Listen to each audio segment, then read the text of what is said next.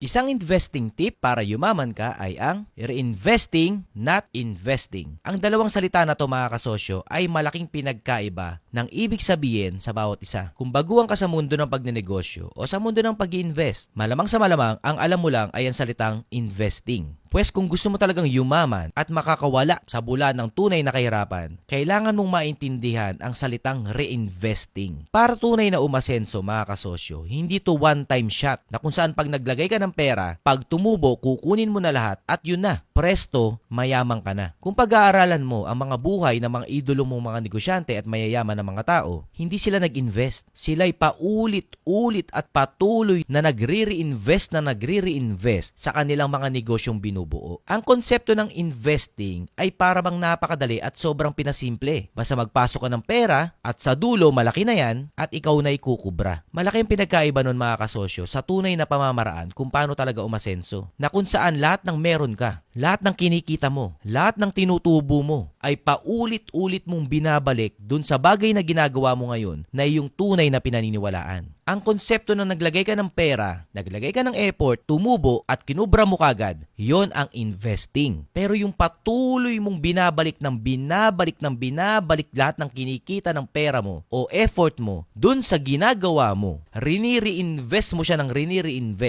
paulit-ulit, yan ang tunay na gawain ng mga mayayaman. Hindi sila kumukurot, hindi sila kumukuha, hindi yung unang pasok pa lang ng pera mo, ang tanong mo na kagad, magkano tutubuin mo dyan para magastos mo kagad kung saan mo gustong gastusin. Yan ang investing para sa mga ordinaryong tao. Kung gusto mo maging malupit, makabuo ng malaking negosyo dito sa ating panahon, walang katapusan na pagre-reinvest yan mga kasosyo. Lalo na hindi sa simula ka kagad aasenso. Doon pa sa dulo kung saan matagal pa ito, basta patuloy mo lang ibalik lahat sa iyong negosyo at garantisado lalakit lalaki din yan kasosyo. Hindi yung unang kita pa lang ng mga negosyo mo, binulsa mo na kagad. Paano lalaki yung negosyo mo? Ang mag-fuel lang ng growth mo walang iba, hindi bangko, hindi investor, kundi sarili mong profit na natitira tuwing katapusan ng buwan at akala mo pera mo na yon dahil ikaw ang may-ari ng negosyo na yan. Sa simula ng negosyo, 1, 3, 5, ika-7th year, lahat ng perang kinikita ng negosyo sa negosyo yan, hindi sa'yo mga kasosyo. Huwag mong kukunin. Yan ang tsansa mo para palakihin yung negosyo mo, paramihin yan, i-scale yan, para sa dulo, hindi lang 100,000 ang makukuha mo. Kung hindi milyon-milyon at hindi imposible, bilyon. Mag-reinvest mga kasosyo. Huwag lang yung one-time investment pero supot lang naman din yung tsansa mong umasenso.